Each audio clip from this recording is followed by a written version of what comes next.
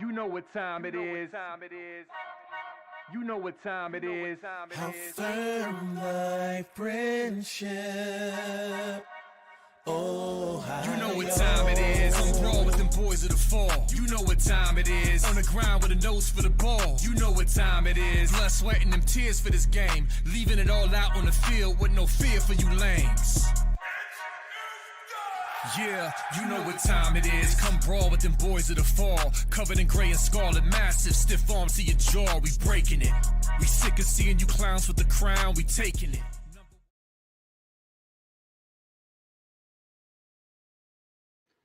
What up, Buckeye Nation? Welcome to the Buckeye Boys, where we talk about college football with real fans. I'm Devin. That's a blank screen over there with Buckeye Boys on it, better known as Mello. Yeah. How you doing tonight, bro? Man, I'm good. Yeah, if you've been watching our channel for a while, you know what it is. We're going back to the old days tonight. Mello's internet gave it a little bit of trouble, so bear with us tonight a little bit. But appreciate everybody showing up, man. Aaron, Steely, Sean, Tyler. Yo, what up, Aunt Chris? What is up, Aunt Chris? Andre, everybody in the chat, man. Appreciate you guys showing up, man. Hit that like button. Take a moment before we dive into this. Got a good show planned for you. Got 3 videos to pull up. We're going to talk about some Ohio State players, and also some new offers went out today. But take this moment and click over and share this on your X account, your Instagram, your Facebook. Speaking of Instagram, X account. It's the X. well, I was talking about the Instagram account. So maybe I'm wrong. I haven't been posting on Instagram. Oh, well, then you're good. You weren't on the wrong X account. You were on the right X account. Okay. Yeah, you're on the right one. Our X account says, duh, Buckeye Boys. Yeah. Well, never mind. Sorry. Technical error. We have 2 Instagram accounts, everybody. So we're going to delete the one we don't use. But anyway, okay. I got to refocus. I got thrown off there a little bit. But another spring practice today. I got done watching all the highlights. I'm going to talk about some things we saw, some things we're hearing out of there. Got on the phone with somebody today that is pretty close to the players about some few practice things. So we're going to talk about that.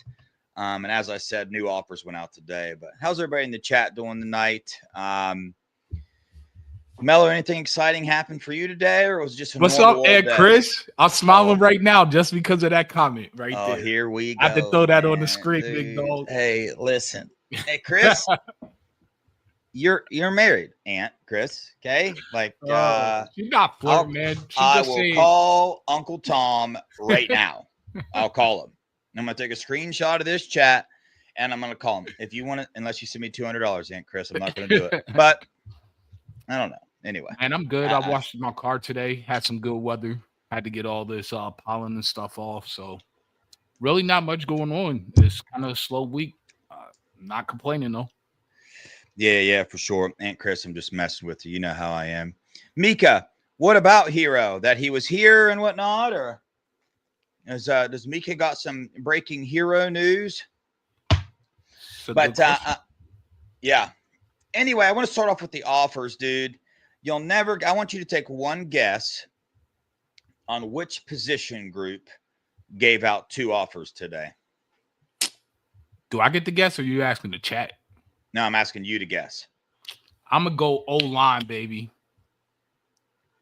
And you're right. You're right, man. Tyler Bowen's that guy.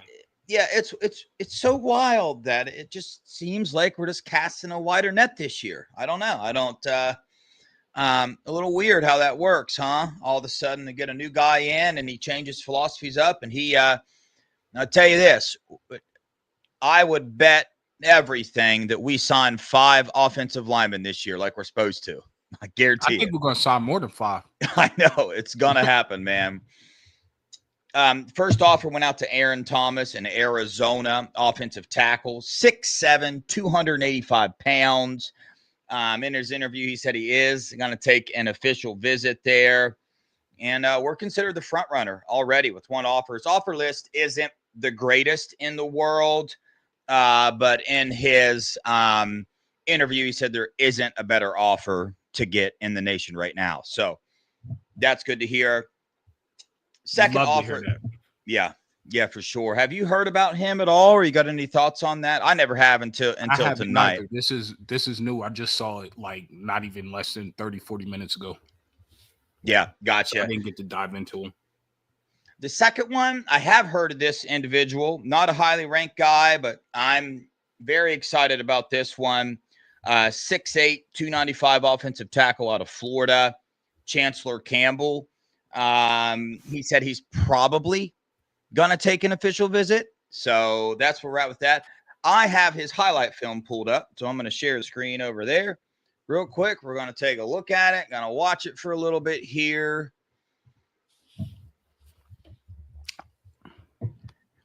Here we go.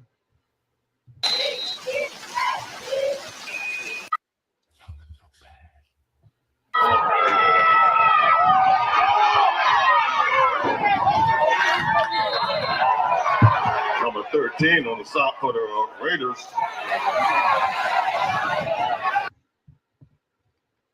I'm going to mute it so we can talk. He's a big old dude, man. Big old dude. Man, he ate that spin move up. I know he did. It's like, it's hard for me. I want to get better at watching offensive tackles film because, like, if I'm honest, when I watch their film, I always think they're like have super slow feet, but they're huge human beings. So I'm not sure how really slow they are, but he seems to stay in front of the edge blockers here. And obviously he's a mountain compared to everybody he's going up against. But look, there's another spin move stuffed right there. I mean, So he's Dev, got how you could think of it, it's very simple. Like when you're thinking about the O-line, think about playing defensive basketball.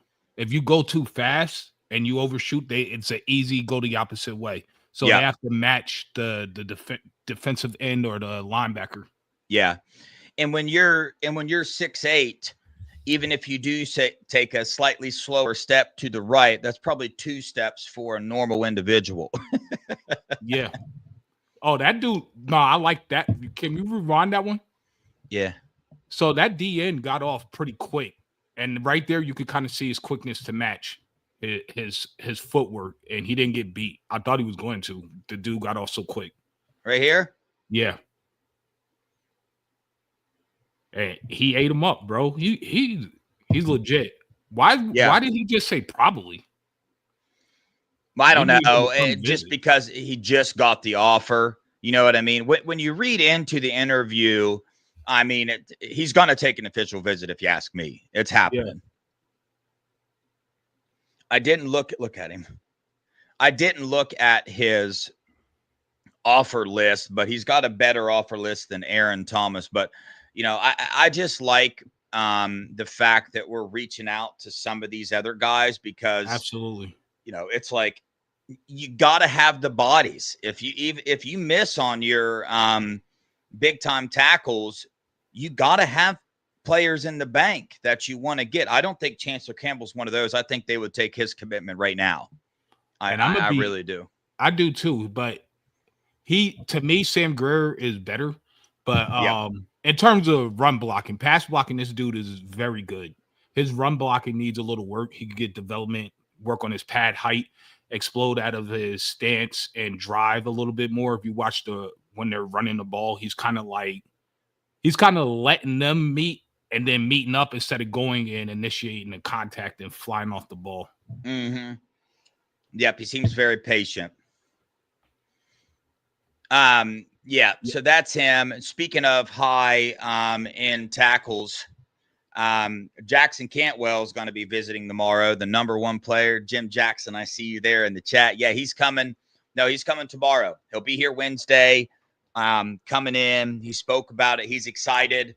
I don't want to get overexcited because he's going to demand a high nil number, but I will tell you this. He was Ryan Day's first visit after the playoffs. The first player that Ryan Day went to visit was Jackson Cantwell. So they are highly invested in him. The entire coaching staff called him and reached out to him, kind of like they did Felix Ojo. Yeah. So I'm telling you, Ryan Day's in a different gear. I heard the nil thing. They're up in the nil. They're playing the game and the offensive line a little bit more than they normally do this year. So I And I wouldn't be heard his nil valuation already is projected at $730K. So he's probably gonna, between Oregon, UGA, Team Up North, and us, he's gonna be commanding a mill. Do you think we're gonna drop a mill on him? No, not in a million years. Not going to happen. Right. I didn't think No. so either. No, I don't know if we're gonna land him, to be honest with you, in the long run. Unless we give a good enough nil that he doesn't care about taking the highest bidder. Yeah. To be honest with you, I mean, I feel like the two big time tackles that Ohio State is in on, Jackson Cantwell and Felix Ojo. I like our chances with Felix a little better. Yeah. Even though Ohio State is putting a ton of effort into both, a ton, like a lot. So I wouldn't be surprised if we up our nil game a little bit, but this is one of those where the relationship's going to have to win out. And that's Tyler Bowen's specialty. That's what he does, man. Like, we've heard it from everybody. We saw his interview. We see how he operates. Yeah. Cause I'm not trying to pocket watch or anything, but you got to think about it. We still got to get Rock Hill, which we kind of made it after talking to Juck. We probably made it a little harder on ourselves. We still got to get Chris Henry Jr. They're going to command a high dollar value. And I'm not pocket watching. That's not something I do. And especially since it's not my pockets and I want them to just spend and buy all of them if they can. But knowing how Ohio State operates, I don't know, Yeah, I know. The only thing I do know is that the Ohio State as a university, I mean, look at the amount of money that they've poured in. Look at the amount of money that Ryan Day has requested and got to hire offensive line coaches. Like, it's kind of insane. The amount of support staff the O-line is getting right now, and also the NFL experience, the support staff. I mean, you got Charlie Dickey, offensive line coach at several colleges. I can't even remember all the names. Just hired another guy who played in the NFL for 8 years as an offensive lineman, coach in the NFL as well with Matt Patricia. I mean, so it wouldn't surprise me if you look at that side of things. Justin Fry's gone, and I just feel like it freed Ryan Day up to set a new standard for offensive line recruiting. I feel like it was just held a little bit back because you want to give that power to your offensive line coach. You don't really want to have to butt in all the time as the head coach. You know what I mean? You got enough stuff going on. You want somebody to take it over. I feel like this was Ryan Day's opportunity to reset how Ohio State went about offensive line recruiting nationally, in-state, the whole 9 yards. And I think he's knocking it out of the park right now with his reset on it. I mean, the offers are expanding, the effort they're putting into contacting these recruits. I mean, we got over 20 offensive linemen visiting in the spring, just in the 2026 class, man. Over 20. I want you to see me smiling right now. Yeah, over 20, bro. I mean, last year there might have been 5. Like, right. I'm telling you, dude, that they are putting a lot of effort into this. So I would not be surprised if that effort translates to the foundation and donors and all this. Like, Ryan Day probably sat down with these guys and like, look, this is what we're doing, man. We're turning up in the trenches. We've missed on tackles. We've missed on defensive ends. We really got to do the same things going on with the defensive ends, man. Offers are going out, and it seems like a little more effort is getting put into that. So I love it, man. I mean, Ryan Day is on his Avengers, Daniels. I always mess up his name. Thanos. Where he got to snap his finger. He's running college football right now. He's making power moves. You know what I mean? He's going out, hiring the right coaches, young, elite, the pedigree behind them. They're flexible. They're multiple. They're hungry on the recruiting trail. Some of them haven't proved anything on this level yet. You got people talking crazy about Matt P, talking about he was trash in the NFL as a head coach. Well, guess what? So was Nick Saban, and so was Urban Meyer, and those are the two greatest coaches of all time. College and the NFL are two different things, even though college is starting to pick up steam to reflect a little bit of what the NFL model is. But at the end of the day, he's not the head coach. He's the DC, and he's very elite at that. And I think he's going to prove to be the best DC in America. I am super happy the way we're going. My question to you, Dev, I know this is out of the left part. For me, I'm going to answer it first. Between Jackson Cantwell, Chris Henry, and Rock Hill, if I can only get 2 of the 3, I want Chris Henry and Rock Hill. Where's you sitting on this? You're gonna and the reason now before you answer, the reason I picked those 2, one is the number 1 DB in America in your backyard. The other one is the number 1 wide receiver and the number 1 player in the country. He just got injured last year, so he didn't really have a season, so that's why he dropped. And I believe that we can have both of them, and we are putting out a wider net for O-line. And if you look, all the O-line that we're tending to go after are about 6'6 plus. So I feel like you could develop it, and our O-line room right now is already pretty stacked. So that way that gives them time to develop. So that's why I picked those 2.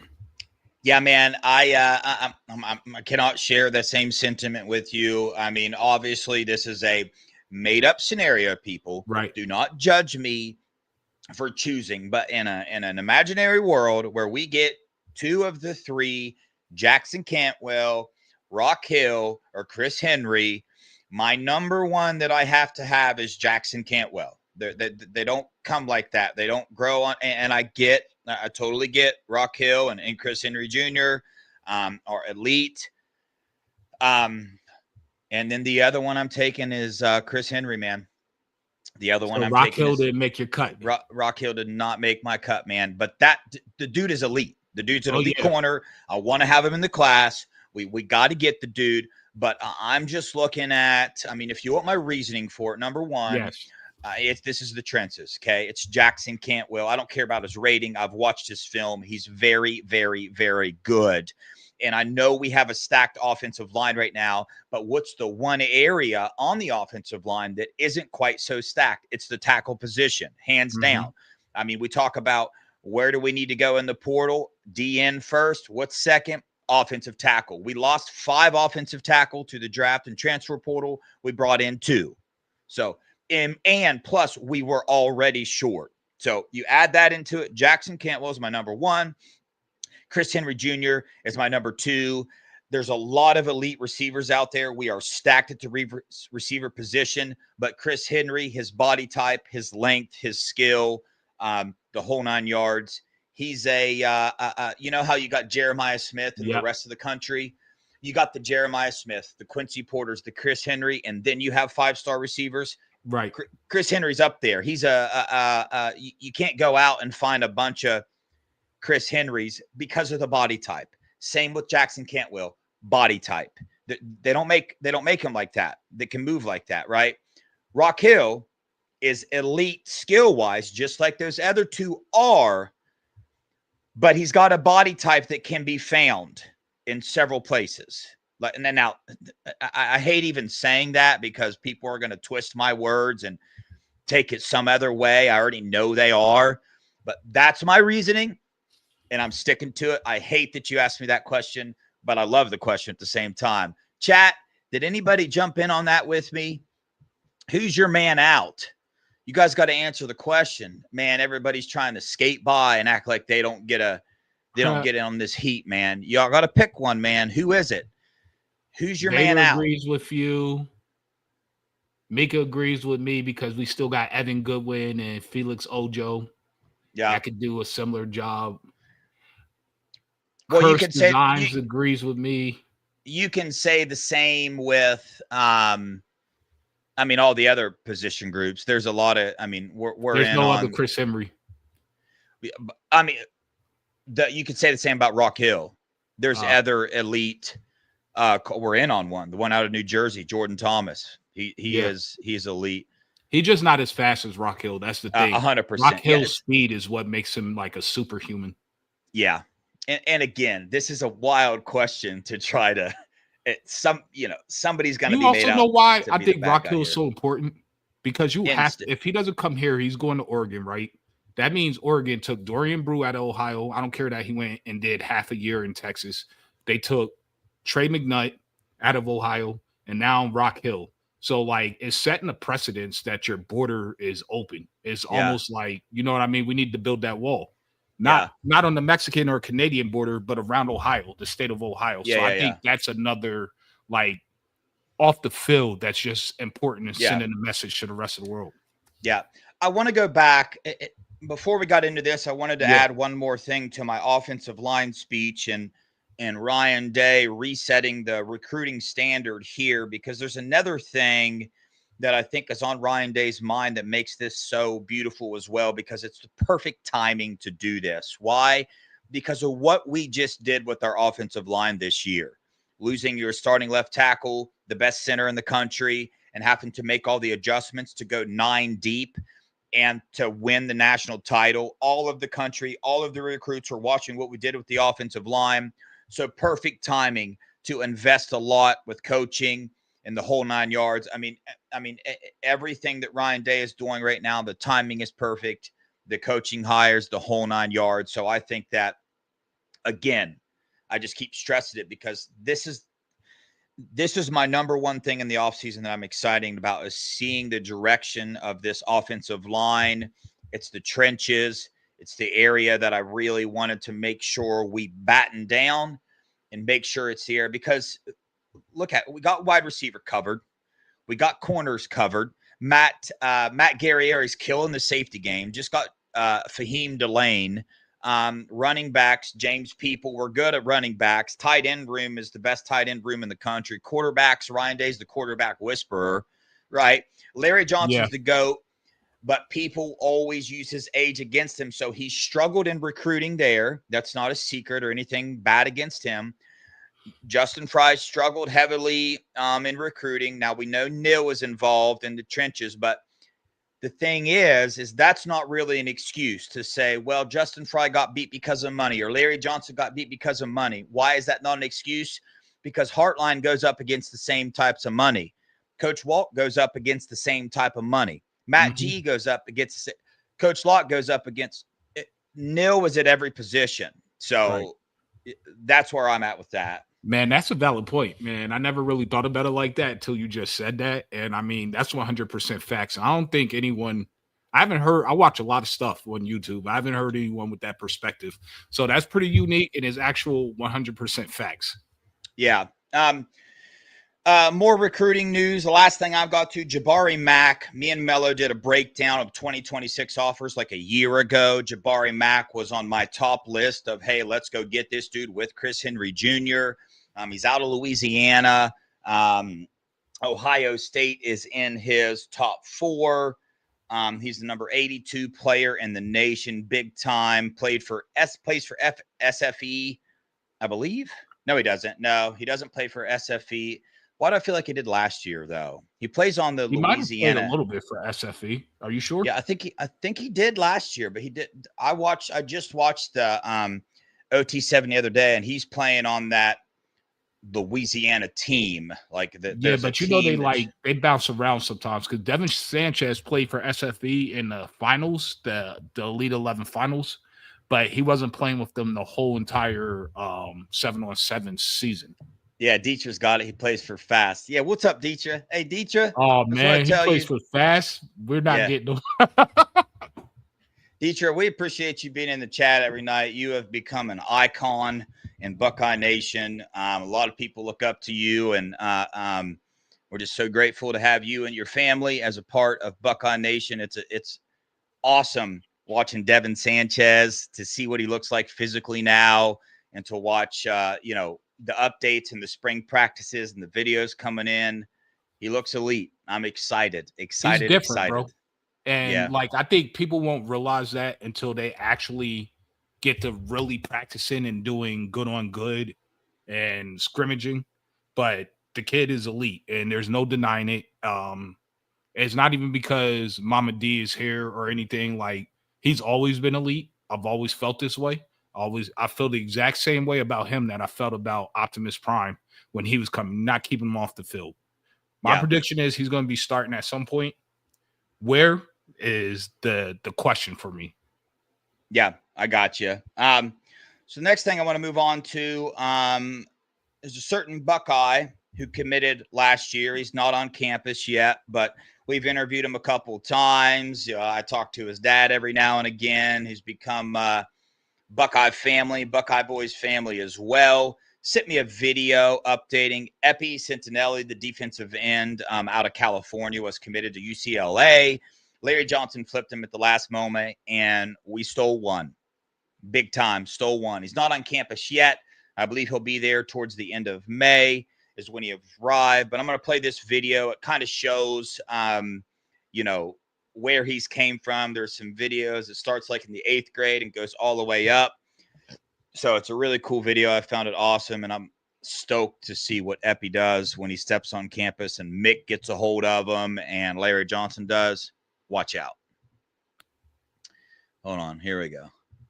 I got to find a better way to do this other than sharing my screen every time, but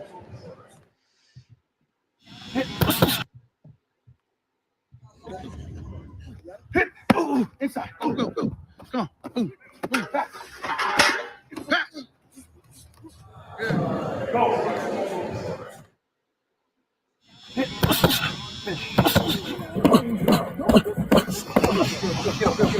Back over. No. Yeah. Good. Inside. Finish on me.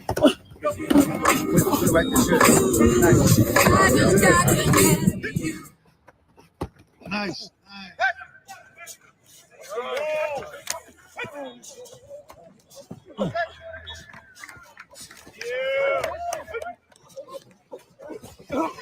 Ooh. Woo. Golly, dude. Yeah. So we're going to be getting a few other videos as well, but oh, the video was still playing in you probably didn't hear it, in your headphones? Yeah, it was. Stoked, man. We got Zion Grady, who is up to like 245 pounds. Did you see him in the videos? I did not see him in the videos, but I saw him post, but I couldn't see like his whole body, so I couldn't really get a good figure. I literally, for a moment, I can't believe I'm going to admit this, but literally, I almost picked up the phone and called you because I'm watching the spring videos that are all coming out, and I see number 15 on the defensive line drills, and I see him go, and I'm like, holy crap, dude. They're switching Jelani Thurman to the defensive line. I swear to you. And I went to get my phone, and I was going to call you and be like, yo, bro, what's going on right now? And then before I did that, I looked at the roster, and I was like, oh, that's Ziggy, man. That's Zion Grady. So anyway, he looks bigger than Jelani Thurman. That was the one thing. Crazy. I was like, how much weight's this dude going to put on? But he's putting some weight on. Epi's not there yet, like I said, but you see the dude is a grinder. If you listen to our interview with him, if you haven't, you got to go back and find it. Go back and listen to the first interview we ever did with Epi. You will see that he is going to be a perfect culture fit. He is years beyond his age in terms of his character and how he carries himself. But Melo, what's your thoughts on Epi joining the Buckeyes? Man, I think he's a perfect fit. He's going to come in seamlessly. He's a hard worker. He's a grinder. Culturally, he fits. He would have fit perfectly even on last year's team. Like, he's so mature beyond his years. And like Dev said, go watch the first interview. It was just Dev and Epi. I had something to do with my daughter that day. But if you're not walking away, blown away by this kid, then I don't know. You're just not into recruiting, honestly. Yeah, I know. The most impressive thing is, we kind of talk about it. It's that variable with recruits that us fans don't really have access to. And that's the character of these kids, right? That Ohio State is signing. It's the culture. It's the brotherhood. It's the faith. It's all that, man. Ryan Day and this coaching staff, they go out and they find young men that are not afraid to compete. You saw what Melo posted on our Twitter the other day, what Ryan Day said, man. Ohio State's not for everybody. If you don't want to show up and compete to be the best of the best, you're going to compete against the best, man. I mean, Jeremiah Smith is our wide receiver right now. Everybody that breathes knows his name probably. And Quincy Porter still signed here, a 5-star receiver. What does that tell you about Quincy Porter? Those That- are the type, you know what I'm saying? Yeah. I'm sorry. go ahead. Answer the question. My bad, dude. No, it was rhetorical. I realized it was a rhetorical question, Yeah. so I interrupt you. My bad. But Riley Pettijohn, I mean, Sonny Styles and Arvell Reese and Peyton Pierce are here, and Tarvos Alford as well. Right. What does it tell you about the character of these young men that are signing here? You see a lot of recruits to go out, man, and you see where they're going, and you know instantly, hey, dude. I mean, I'm not going to list names, but you just know that, it's either money or playing time. And the guys that come here, man, it's not just about football at Ohio State. It's really not. I know that might be hard to sink in for some people and hard to grasp as an Ohio State fan because I'm just as obsessed as you are, I promise. But if you ask a coach, if you ask Ryan Day, it's not all about football with these young men that come and sign there. And that's the truth. Right. Like, that's just the truth, man. Any player will tell you that. What's your thoughts on that, man? It not being all about football. Well, you could see it. It's obvious. I mean, they could have got Damon Wilson here, right? If it was all about football. It's all about the culture. It's all about the fit. Damon Wilson didn't fit. It's not even just about the religious part of the culture. It's more about, like, for instance, Damon Wilson wanted to come and be the highest paid player on the team. Like, come on. You're not coming in here and being the highest paid player on the team. Even on the defense, you didn't do enough even at UGA to demand something like that. You're not Caleb Downs. I don't even think you're better than KJ, to be honest with you. So it shows, and that's he was a highly rated player, and he was going to pick us until UGA upped the NIL. That's before we got our NIL fixed. So in terms of culture, you have to come here and be willing to work, willing to grind, willing to be a part of the brotherhood, willing to just work. It's going to be a war every single day, every single practice. You're fighting for your position against other 5-stars. Yep. And that's just what it is. Yep. And on that note, I see a lot of people. I saw Steely ask about if anybody saw the Julian Sand interview. I see Robert bringing up the James Peoples interview. So let's dive into that right now. Players got interviewed today, man. Those are the interviews that stuck out to me. It's kind of wild. The chat asked about those two. Julian Sam, very well spoke, man, seems to have a very good demeanor. I think a lot of people, I don't know why, but I'm just honest on this show. There was that rumor going around that him and Chip Kelly didn't get along. That Julian Sand was a little bit hard-headed and stuck in his ways, and he said all the right things in the interview to negate that. And I feel like, it is, he didn't say anything overconfident. He said, I'm just here to get better, man. I'm here to get better. I understand I need to become a better leader. And I was really, really impressed with his interview. And then James Peoples' interview as well. I was blown away. I thought it was fantastic. I really, really enjoyed CJ's interview as well. The transfer from West Virginia. We got to hear from Tavian St. Clair. And then the Samoan Dixon interview sparked something in me. I'm going to try to talk about it on Pop's Pod on Friday. Samoan Dixon said that they asked him, so why did you enter the transfer portal? Mello, did you hear his answer? Oh, yeah. I posted on our X account. He got bad advice, and that just infuriates me. It just infuriates me that there's so many people that is involved in kids' lives that want to take control of it because they see the opportunity that these kids have. And I'm not saying that is the Sam William Dixon issue. I have no idea what happened there, so I'm not putting this on that. It just sparked a thought in my mind. So, I'm not saying this happened with him, but it made me think, dude, how many times do you think this actually happens? I have no idea who gave him the bad advice, but how many times do you think a family member steps in, or an agent steps in, or an old coach steps in and gives players bad advice? And Dev, this is exactly why people need to tune into Pop's Pod. This right here, exactly why Pop's Pod was created. Situations like this is not just for the recruiting. Players need to watch this. Like, he said he was listening to his friends, bro. Like, it wasn't just an adult. It was friends that were giving him bad advice. So that means he also didn't have proper guidance from adults as well. I wish you'd have picked up the phone and called Duke or Daniel.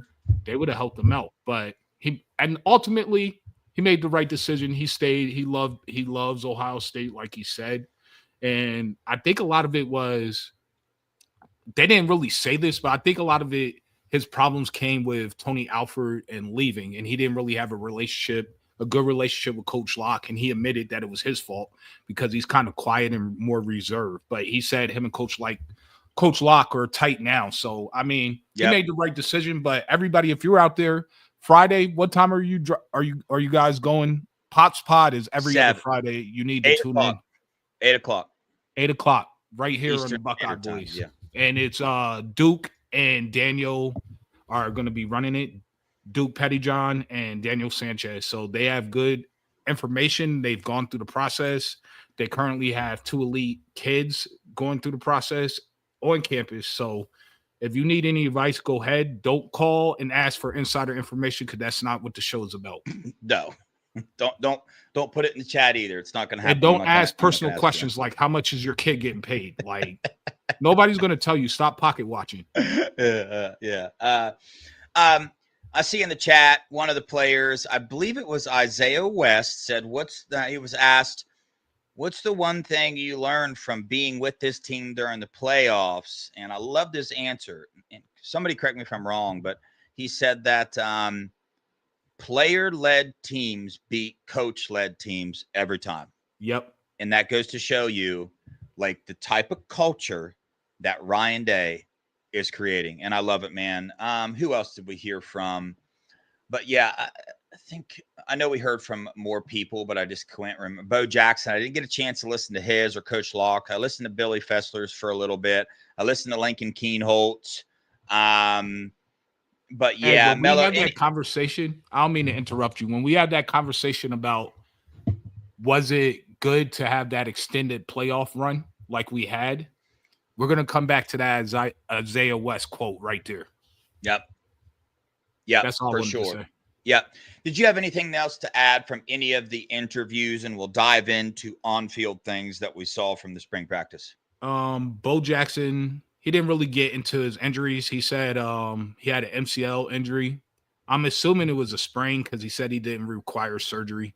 My daughter sprained her MCL. She had to miss 4 to 6 weeks from soccer. So it sounds about right. That's almost a whole season for them. And he looks massive. He looks gigantic. I wouldn't be surprised if he was running RB2, man. That dude is huge. I didn't realize how big he was. Yeah. And he's super fast. So, I mean, I just think the theme of this year is the same theme as last year. Rotate. You're going to have to. You have too many elite players that deserve to play, more than likely. Yeah. Emily, I'm definitely listening to it because Coach Locke is my number one coach on the coaching staff. He's my favorite. Did you guys see the video? Number one, go watch the videos of Coach Locke and how he coaches these running backs. I love it. I'm obsessed with it. It's freaking amazing. And you wonder why Trey and Q upped their game so much because they were already elite. But if you try to tell me that they didn't take their game to the next level, you do not know football. Coach Locke did that. You see from his mentality, the way he treats these kids, the tough love that he gives them. I was cracking up laughing because they're running over, they're doing the high step stuff over these pads and they got to run through, it looks like a metal hurdle, right? But they got to run under it to learn how to stay low and keep the pad level low. But what he's doing at the end of it is he's just randomly moving that thing back and forth, dude. And boy, he was hard on some of them, man. Some like the older guys, James People and stuff. You could see Coach Locke with all his might shove that thing as far as he can. And I'm like, dang, Coach Locke, making them boys work on practice number 2. Absolutely. My favorite quote that Coach Locke had today, because I watched all the interviews because I'm Emily, a geek like that. But Emily, I just haven't have time yet. But yeah, Emily said she messaged us the quote. He said, if your kid's soft, you're soft. Take a look in the mirror. He said he's going to be hard on all the kids. He's going to coach them hard and that they take his personality. And that's what he promised Coach Ryan Day, whether he's healthy, sick, tired, he's going to coach them all hard the same and bring that energy because his players are going to be like who he is. Yeah. And we saw that last season in the way Q and Trey were decleating kids when they were blocking them. Yeah. Yeah. I listened to one of his interviews a while back. He said, I'm the best back in this room. I'm the strongest. I'm the dude, I just love it. Coach Locke is just, he's awesome, man. I didn't get time, but right when I get done with the show, I'm watching that. I'm watching the Bo Jackson, the ones that I missed. Switching over to on-field stuff. This isn't really anything. Iron Buckeyes, Jeremiah Smith, Sonny Styles, Austin Seereveld. Smith, we all know. Styles, we all know. But Seereveld becoming the leader in the room, operating with first-team left tackle right now, trying to get some more depth at the tackle position. I love it. I love seeing Seereveld step up on the offensive line, becoming another leader. I predicted Carson Hensman. So you want as many leaders as you can get. So to see Austin Seereveld step up and grab an Iron Buckeye, that's a big deal. They don't just hand those things out there like candy. Yes. Did you have anything to add to that? No, I mean, Gotcha. I love it. Those three dudes, like, you couldn't ask for a better three to be set this standard for this team. And is it possible that JJ is going to be 3-time Iron Buckeye? Yeah, for sure. Yeah, it's gonna be. I don't think that's ever been done though. I don't know. I have to look. But hey, check it out. Like, if you're a recruit and you wonder why, like, JJ is who he is. I mean, he won Iron Buckeye as a freshman. He won it as a sophomore. Listen to your interviews. Doesn't pay attention to any of the outside noise. You never hear him say, I'm the best. You only hear him say, I'm just trying to get better. I'm just trying to work. Like, even keel, all about his business. Do what he does. And I don't know Devin Sanchez that much or the Riley Pettijohn that much. Like, but we interviewed Riley and he gives the same type of vibe out. You know what I mean? Yes. Like, I'm about my business. This is what I do. I'm not worried about the outside noise. I don't care what other players get paid in nil. I don't care what other teams are offering. I want to go someplace that's going to develop me as a man and develop me as a football player. That's my business. That's what I care about. The rest will come. Yep. Jeremiah Smith is driving around a Lamborghini. Why? Because he made football his business. He doesn't give a dang, man. You make football your business. You do what you're supposed to do. All that stuff will come. It's called earning what you put in. You got to earn things in life. Things aren't handed to you. So I love it, man. I love it. You get out what you put in, baby. It's just like the gym. That's why I think that might be part of the reason, low key, that we both love the gym, right? Because what you put in, you're going to get out. You're going to see it. Yeah, 100%. So to dive into some of the on-field stuff, again, we're going to be repeating ourselves a lot, but it's just what it is. Things that I took from, I watched a lot of video. I watched every video that is out there. Plus I got some texted to me from videos from the spring practice. Number one, Mello, I'm just going to go through my list and you can just, if you got ones to add or want to say anything else. Number 5, Mylan Graham, the wide receiver, is Garrett Wilson. It's Garrett Wilson Jr. I think that we've said it 100 times, but it's just like when you try to think about the depth and who's going to be the number 4 and 5 receiver on this team, it's just like, holy crap, dude. It's going to be hard, right, to be in that position. And you almost look at this roster and you see Jeremiah Smith, starter. Carnell Tate, starter. Those are locks. Then you got Brandon Ennis, Mylan Graham, and Bryson Rogers. Yeah, that all kind of fit the mold of that slot type of receiver, right? So we all know that Brandon Ennis is a leader on the team. I expect him to get that number 3 slot. There's attributes of each one of those players that are better than the next. Mylan Graham is better than Brandon Ennis and Bryson Rogers at certain things. Brandon Ennis is better than those two at certain things, and Bryson Rogers is the best at certain things. So I'm very, very intrigued to see what's going to go down this year. Even with the number 3 spot, bro, And that might sound like a really crazy thing to say because everybody's all automatically always put Brandon Ennis in there, and I kind of do as well. But for discussion purposes, I'm bringing that up. I'll stop after I get done talking about the wide receivers. Quincy Porter looks like a dog. Phillip Bell looks like a dog. Anything on that before I move on to other positions? I mean, you pretty much summed it up. That battle for that number 3 spot is going to be crazy. Like the battle for the secondary and the number 3 spot in the wide receiver room and the tight end room, it's going to be electric. I can't wait to see how this pans out. Even the O-line. That's how you know your team's going to be good, when there's battles everywhere. Yeah. Yo, what up, Fafo Buck? Appreciate you watching, man. I've never seen him/her in the chat. I can't see the picture, but what's up? Appreciate you watching. Got a lot of new people watching tonight. If this is your first time watching the Buckeye Boys, we appreciate the heck out of you. We're a couple of fans, man. We're not professional. We're chill. We tell you exactly what's on our minds. We're not insiders. We're not none of that. We love the recruiting process, man, and we're a fan channel. If you're watching, you never watch us, and you want to come on here and you want to talk ball with us, High State football or anything related to college football in general, email us at the Buckeye Boys with 3 Z's at gmail.com. We'll get you scheduled, bring you on here, man. Every Sunday, we put the link in the chat. Join our Sunday show at 8:45 p.m. That time is now permanently changed to 8:45, our Sunday show. It used to be 5. Now it's going to be after Scoop. So you're going to have a quadruplet of Ohio podcasts on Sunday. Oh, yeah, it's in the chat. Thank you, Mello, for putting it in there. All right, about to get crazy, dude. I'm about to get wild on here. It's about to get wild, dude. So I'm going to start with this. Will Smith Jr., 6'4", 288 pounds, nose tackle, started off his career as a 3-tech, transitioned over to the nose tackle. People are wondering kind of, where's he been? Is he going to go out? I'm not sure too many people know that he started as a 3-tech and they switched him to nose tech. Switch a position can slow you up a little bit in development, but he's looking like a dog, man.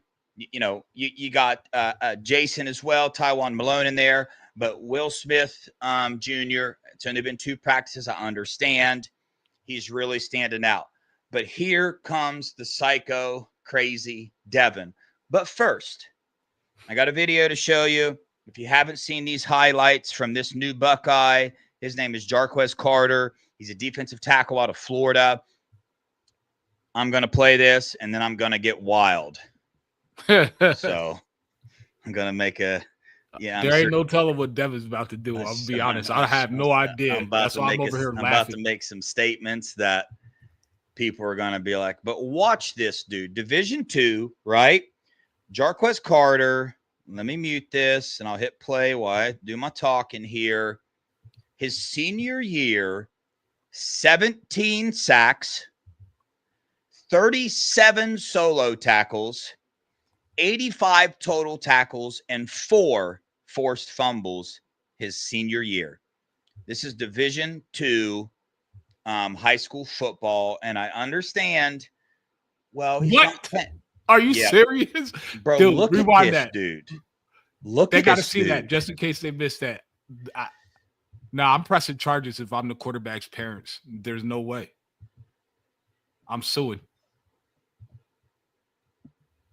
This one. I'm suing him. Yeah. Why you got ragdoll that kid like that? Listen, I get that it's Division II, right? Number one, he's in Florida. That's big time football there, okay? Number 2, he's doing what an elite player should do to this competition. He's absolutely dominating. I mean, the dude, he was, let's see, he's about 6'1", 285 pounds now. Okay, so he's put on about 15 pounds that I know of anyway, since he's been here. And you even go put on the spring practice films that you're seeing right now. Dude, the dude is quick, bro. He is fast, man. Like, look at him in this tape. He's 270 pounds in this tape. Dude, you know who he is? Look how fast he is, dude. He's Warren Sapp. That's Warren Sapp Jr. Bro, Period. I'm telling you, I don't understand that. This is when I look at this, I know why the rankings were so low on him. It's the 6'1" number. It's kind of a K-Mac situation. Caden McDonald, right? It would have been a 5-star, but he's only what, 6 foot tall, 6'1", something like that. But all right, here I go with I my tell crazy. you like this: K-Mac won Defensive Player of the Year in Gwinnett County. So Yeah, take yeah. that. And I'm telling you right now, Caleb Downs was in high school. Travis Hunter. What's Travis Hunter? Travis Hunter was in high school still. Watch Like, this. all Watch these this. dudes were in Gwinnett County. Look at that. My bad, Mello. I got it. No, you're good. I got pumped over that. You know who else is about his height? Warren Sapp. Aaron Donald. Yeah. Shout out to If you Blitz in didn't there. get a chance to see Warren Sapp play, this is Warren Sapp. Yeah. So here I go. We're wondering about depth at defensive tackle. Jarquez Carter makes the 2 deep this year as a freshman on defensive tackle. Now, a little outlandish, I understand, but I told you I was going to get wild. It's happening. It's happening. So everybody kill me with your comments. Let's hear why not. Let's hear how crazy I am and the whole 9 yards. But we interviewed this gentleman as well. He said his number one favorite thing to do is the weight room. As you can see, go watch the spring practice films that we have and look at this dude. Watch him run these drills compared to, I mean, other tackles on the team, even other defensive ends on the team. Like his feet are just as fast as they are. Mello, anything to add to that? And we're going to touch on Hero real fast because there's a lot. I'm about to shut this tape down. Oh, listen, I did a video on Maxwell Roy as well, a separate video by myself because I don't know if you've seen him or not, but I mean, strapped, dude. I mean, he's a big time I'm starting wrestler. to think maybe we're better off on the D line than we've anticipated. Yeah. I never really worried about defense tackle. I've always had worried about DM, but I did forget Epi isn't even on campus yet. So yeah, that will help tremendously. But 2 deep, I'm gonna go Taiwan Malone, and just to be a little different, I'm going Jason Moore. Okay, gotcha. Who's your 2 deep at D tackle?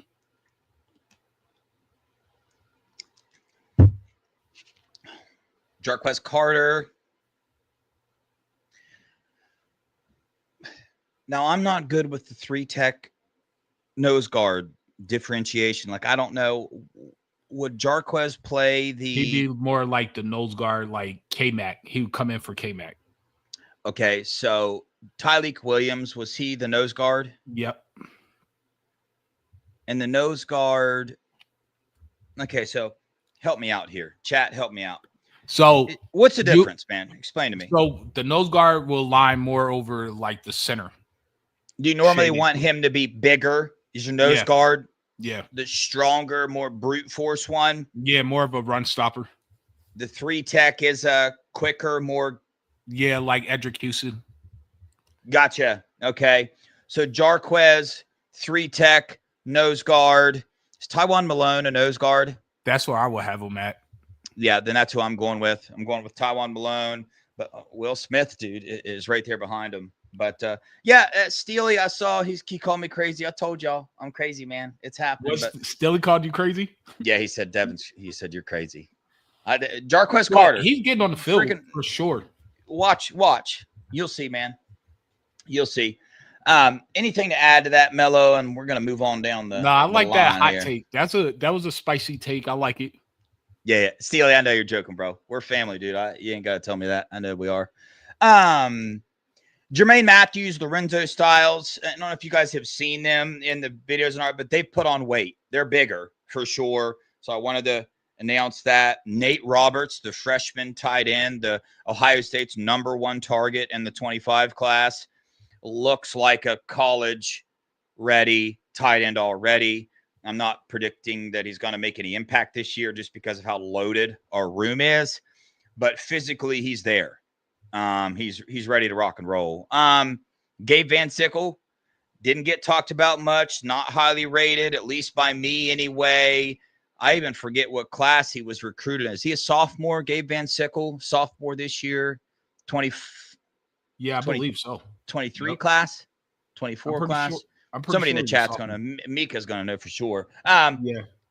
6'5", 315, I believe. It was either 6'5" or 6'3". So I don't know. I can't read my writing. Is Gabe Van Sickle 6'5" or is he 6'3"? Hold on, I'll look it up right now. But he's up to 315 pounds. And a lot of these recruits, the Armstrong twins, Ian Moore, was it the 24 class that a lot of people weren't excited about? But I think that class with the Armstrong twins, who was in that class? Gosh darn, man. I should have done my research. Now I look like an amateur YouTuber. He's 6'5".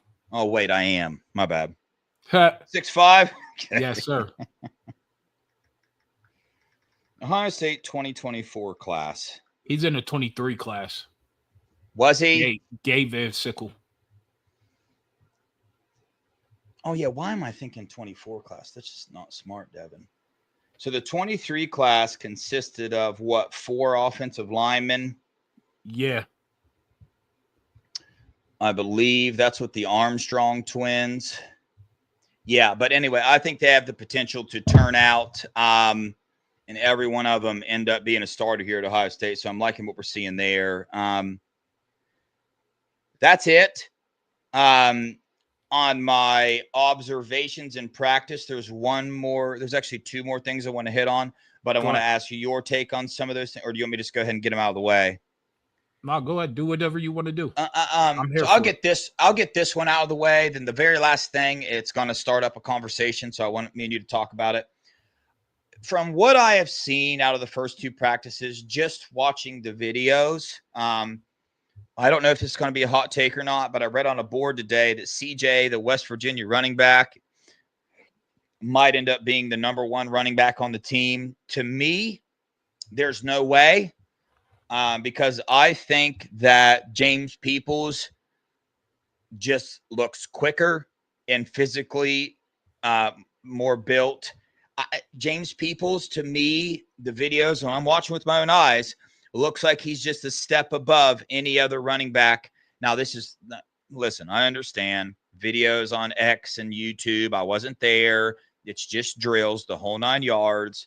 I'm just telling you, with what I'm seeing with my eyes, James Peoples just looks like he's in his own class compared to the other ones. The freshman, I get it. You just got here. I'm not like degrading our other backs. I'm more complimenting James Peoples and how elite the dude looks. But I want your take on that real fast. Man, James People is RB1. And to me, it's like what Blitz just said. I'm using Donaldson short yardage. And really, RB2 to me, don't be shocked if it's Bo Jackson. I mean, he's about the same size as Donaldson, but he's extremely fast. And we already know that. Yeah. And then they're going to use Sam Williams-Dixon. Like he said, he wants to be he's more of a scat back. He said it himself. Yeah. So, and then you still got Isaiah West coming back. I don't know, man. It's going to be very interesting. Outside of James Peoples being RB1, there could be a lot of different people for RB2, but I would personally probably lean more Bo Jackson for me as RB2. I like that speed and size combination. Yeah, James Peoples called Ohio State RBU this week. He was talking about Ezekiel Elliott, J.K. Dobbins, said he likes to emulate his game after J.K. Dobbins. So a while back, as far as C.J. Donaldson, the short yardage stuff for sure, but a while back we brought this up, and C.J. Donaldson weighed 240 something pounds. 46, I think. 46 or 47 pounds when he signed with Ohio State. And we talked about, we knew they wanted him to cut weight, but there was like 2 different groups. I was in they want to get him down to around 225, and some people in the chat where they wants to keep a little bit on the heavier side. He's down to 226. And they still want him to slim down more. So they're going to get him down to that. Their reasoning behind that, they want him to be an all-down back. They want him to be able to play way more snaps than what he played in West Virginia. And the weight that he had on wasn't healthy weight. Those were his words.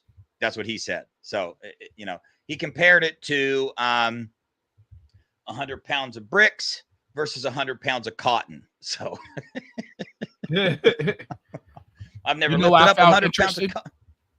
But James People, they asked him, how do you think they're going to use the running back rooms with you and CJ? He was like, I think it's going to be similar to what they did with Q and Trey, and he wants that because he's like, I want less wear and tear on my body, and it worked last year. So I'm looking forward to seeing it. Our running back room is loaded, honestly. I want to see how Coach Locke is going to work that, especially the rotation. Yeah, for sure. And I think we're fine in the running back room. And yeah, James Heaples did. He said, I prefer that. So that was awesome to hear as well. So, all right, here I go. I'm about to take some heat, but this is what it is, man. Players that come in, not all of them come in ready. And just because I'm about to talk about an area that I think I'm not some professional or whatever, but I'll just say it. So Billy Fessler, when talking about Julian Sayin and his quick release, he said that you can't sacrifice a quick release for arm strength. And they're really, really focusing on getting Julian Sayin's arm strength up. We watched him come in some games cold, and all those throws that he made that were short, throw those out of your head. That's not why I'm bringing this up. I'm bringing this up because Billy Fessler brought up wanting to get his arm stronger. And I found it interesting because everybody always talks about the zip that are on the balls that he throws and all that stuff. I'm not downgrading Julian Sayin. Every single player on this roster has something they can improve. I just wanted your opinion on that comment, and also your opinion on Julian Sayin's arm strength. Woo, this one is very interesting. There's a reason I wanted Air to stay and fight, right? Yeah. And it's mainly for that. Now, with the extra weight and from what I've seen, granted, they didn't throw anything deep. They didn't do anything long. He had plenty of arm from what I saw. He does remind me, like how he throws reminds me of Aaron Rodgers. That's exactly how Aaron Rodgers throws the ball. And I mean, he has plenty of arm strength. I don't see anybody complaining about that. Now, we're not there and we're not privy to everything that's going on in terms of what Correct. The coaching staff has them doing. He said it for a reason, and he said it in the press conference. I know. So that tends to say maybe he doesn't have the strongest arm in the room, which wouldn't be shocking when you have a 6'4", 6'5", a 6'4" plus in TSC, 225 pounds coming in, soaking wet. You know what I mean? That's without the weight room. I wouldn't expect him to have the same arm strength as TSC. Lincoln is a supremely talented athlete, but Lincoln himself today said, they asked him specifically what differentiates you from the other two QBs. And he said, my athleticism, my foot speed. Mm-hmm. So I don't think Lincoln thinks that he has a stronger arm than him. I think it's a comparison between him and TSC, honestly. That's what I think Billy Fessler is hinting towards. Yeah. Yeah. And like you said, man, we don't have all the ins and outs, but, you know, it's the off season, man. I found it interesting. So I get that we might be diving into the comment a little more with some information that we don't have all the facts, but it was everybody's talked about his size, and I've always had in the back of my mind, man, wonder what his arm strength's like. Billy Fessler talked about they're really focused on get his core stronger because he's such a rotational thrower. Hence the quick release and the way the smooth ball comes out. It's kind of like your golf swing, man. It's all in the hips, dude. You want to drive it further, rotate them hips more, man. You'll be able to smack it down the fairway. But just an interesting thing to talk about, man. And you guys know where I'm at with this. Ultimately, I think that Julian Sayin ends up winning this job.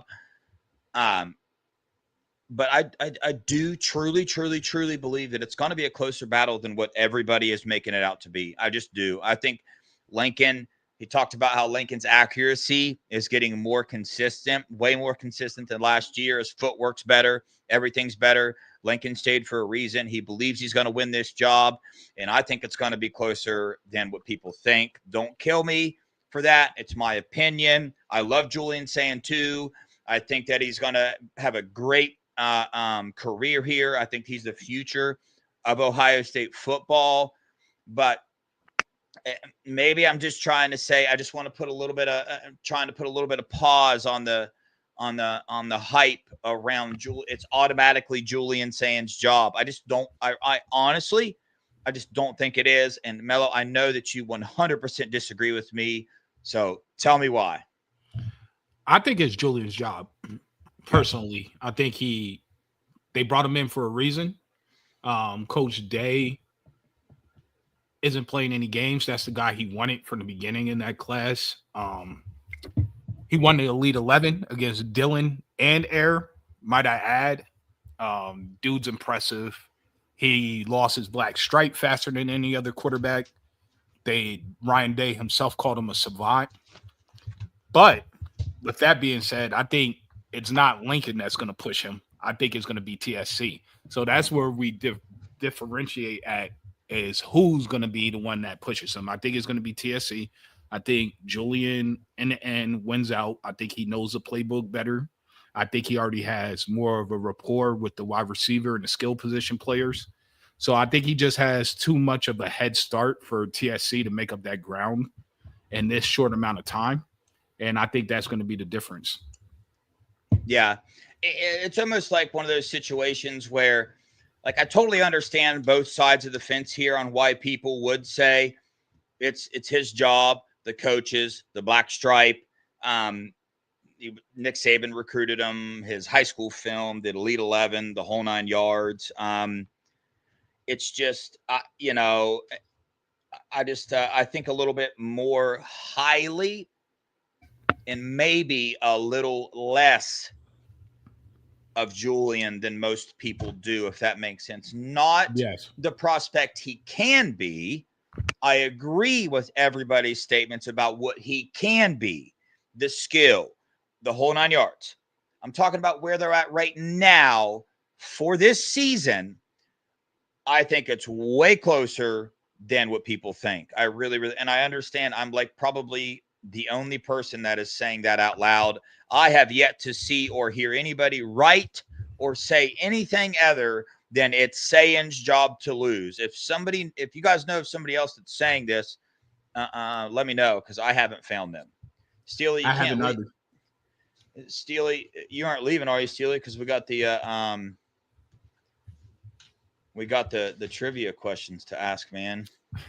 I bet the whole chat wants Steely to leave right now. I know. These are tough, boy. These ones, hey, man, if you weren't born in the 1800s, dude, you're going to have a tough time answering these questions. Oh, Steely, I thought you said good to see you all tonight. I thought you were saying good night. Cool. What up, General Chrome? Hey, Mello, fire show, man. Had a blast. Sir. You like my shirt, dude? Yeah, man. What is that? The Mickey Mouse Big Ten basketball championship for the team up north? This is their Natty shirt that they sold. Oh yeah, I love it. No, I took the little ones to Disney last year for Christmas, and I took Angie with me. And of course, you know how females are. It's like you got to go all in. So I literally had the ears, the shirt. I mean, dude, you should please tell me you took pictures. Yeah, but you'll never see him. Man, where's Angie at? I gotta get her to throw him up here. We gotta blackmail you, bro. I told her we were going because she came with me, and I said, "Yeah, I mean, get on my Amazon account and get what you need, right? Grab us some shirts, grab the kids some shirts, bruh. You would not believe in a million years all the accessories that can be purchased for Disney World or Disneyland or whatever's here in Florida. Disney World. But it's a lot, man. You can get Mickey, you can get Disney World at everything. I bet. Get Disney World Grill if you want it, man. Off of Amazon, or hold up, did you buy it at the park or no? Amazon. On Amazon. All right, so then let me tell you something.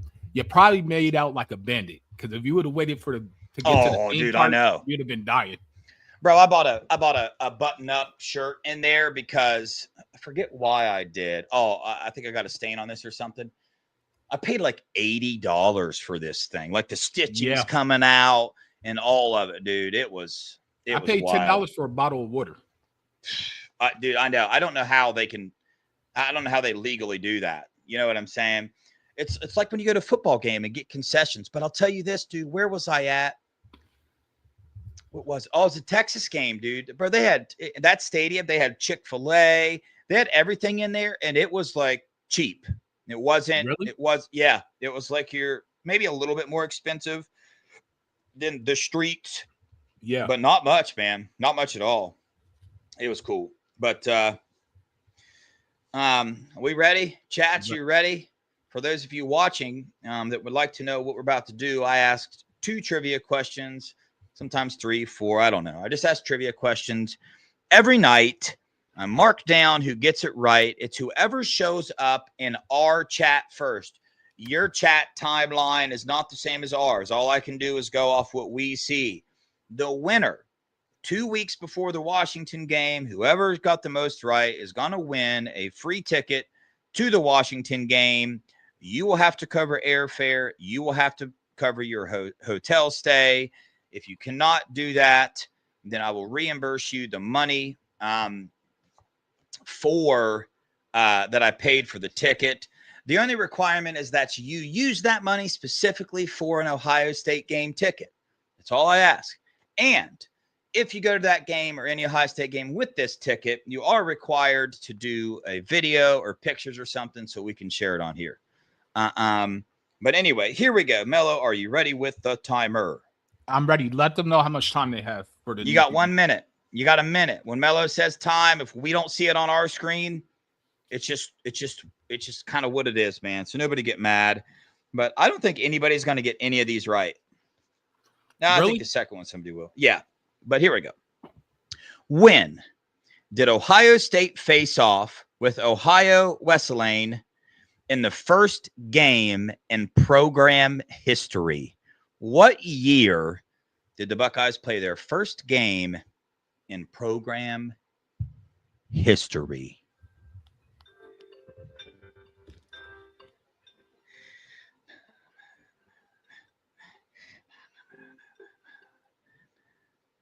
I did not see the right answer yet. Let me make sure I know the right answer. Oh, I see the right answer now. Troy. Oh, somebody got it? Troy. Man, got it. Fast. 1890. 1890. They played Ohio Wesleyan. Wesleyan. I've never heard of that. Wesleyan. Never heard of that. The answer is 1890. Troy. Have you got any? Nope. Troy is now in the books with 1 point. Question. Wait, you on the board, baby? Maybe I lied about nobody getting these right. You got that one right. Somebody will at least guess this next one right. I know they will. But all right, here we go.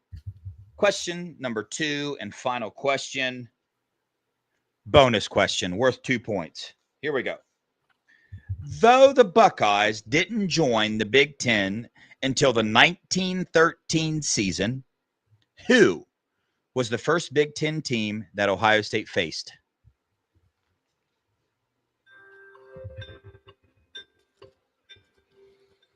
Worth 2 points. Worth 2 points. You could really scream up the board here. Blitz. First one, first answer, and it was correct. Even though Blitz got it. Yeah, Blitz got it right off the bat. The first answer, the first one to get it right. The answer is Scum. You know, Scum. That's crazy. Shout out to Blitz, man. I asked this question to see if somebody actually would type this disgusting word out. Russ did. Russ typed it out. Tyler? Wow. Somebody screenshot this. This is. Yeah, Mello, we got it. I'm taking a picture right now. Hold up. Bro, are you kidding me? He didn't even star the M or anything. Tyler, I'm honestly surprised that you still got that key on your keyboard, man. I thought you would have got rid of that. Man, I'm disgusted, Tyler. Like, what are we doing? I expect better from you, Tyler. It's a shame. I'm disappointed highly. I'm like a parent that went to a parent-teacher conference and found out your kid has all Fs. Yes, get him, Dennis. I love it. Tyler loses a point. Yes. Yes. Everybody get him. Blitz, you're now on the board with 2 points. That was bonus. That's right. He said Tyler loses a point. I don't think he got anything right. So does that mean he starts off at -1 or -2 since it was a bonus point? Yeah. No. I can't do that. Can't do that.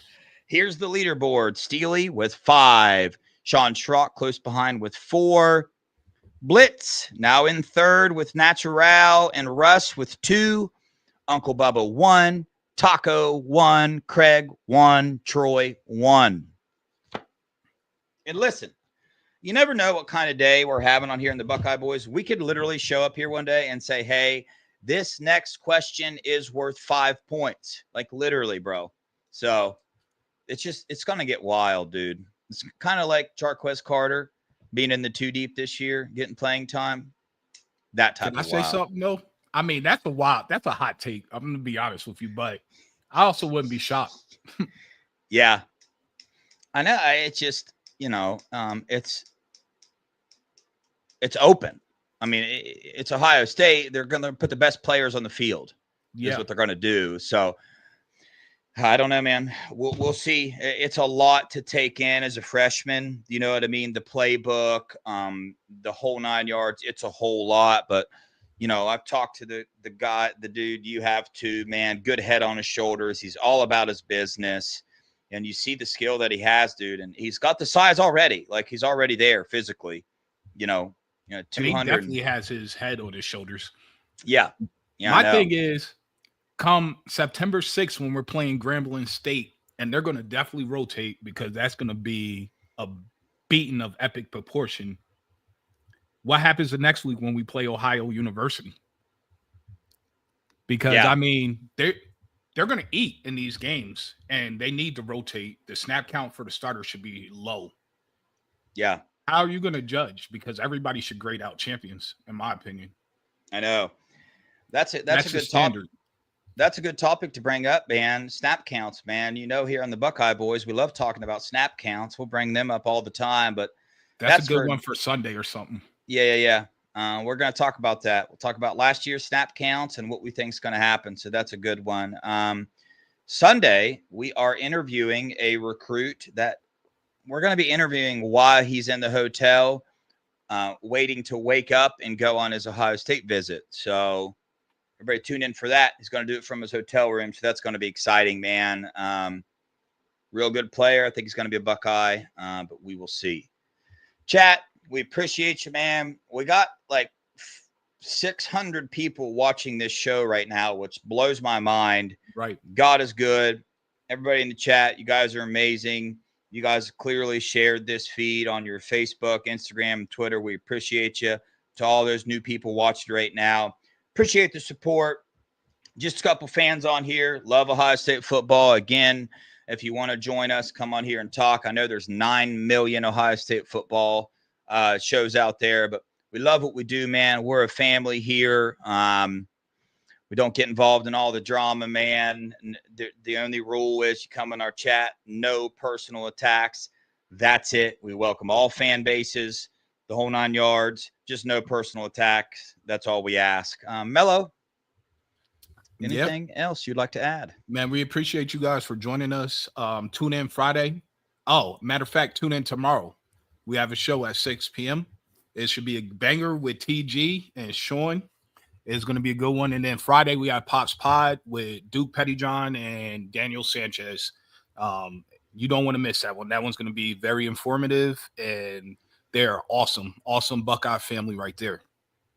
Yeah, Buckeye Boys family, do me a favor, man. We need your help with Pops Pod because I know that once the word gets out about these two and people get to experience their show and the knowledge that they bring, it's going to take off, right? The goal here is to get them to have their own channel and a resource for parents and family members and recruits themselves to come and get valuable information that comes from people that's been through the process themselves. They've had a son go through the process, and they have the example of how to go through the process very smoothly, the correct way. There's no ulterior motives in the takes that they are giving. They have two very successful sons. They're very successful themselves. It's just an awesome place. With the way that college football has changed, there's not a resource out there for people to come get guidance for. And this is, I mean, there is guidance needed in this area more than any other area in college football. How do recruits and players navigate a transfer portal and NIL in their recruitment and in the decisions that they are making? When money is involved, you're going to have vultures surrounding you, telling you everything you want to hear. If you want to come hear raw truth about the process, about life after football, about how to handle the process, about how the process affects your loved ones and your families, about whether you need an agent or not, about how to understand what NIL packages are good for you and not good for you, and all those questions regarding anything with recruiting and football. That's where you come, man. The Buckeye Boys Pops Pod every other Friday at 8 p.m. So if you guys could go, I know I asked you to get on your X and do stuff for us all the time, but X, Instagram, Facebook, when we get done with the show, go on there. Just put, Buckeye Boys Pops Pod, Friday, 8 p.m. You got to go check it out. Two parents of Ohio State football players talk about the recruiting process. So it was very long-winded. No, it was very necessary. But yeah, I just wanted to get that out there, man, because I just know, man, like I'm just the host there. I don't really speak up that much. I let them talk. But once people hear and the word gets out, it's gonna take off. So on that note, we appreciate the heck out of you guys. Appreciate the 600 watching. If you're new to us, we honestly, truly appreciate your support coming and watching. Tell your friends, tell your family, come here and join us, man. Sunday, 8:45, Monday, 6, Tuesday and Wednesday, 8:45, Thursday, TG and Sean every other Friday, Pops Pod. Love you guys. Appreciate you guys. Go Buckeyes. OH. I-O.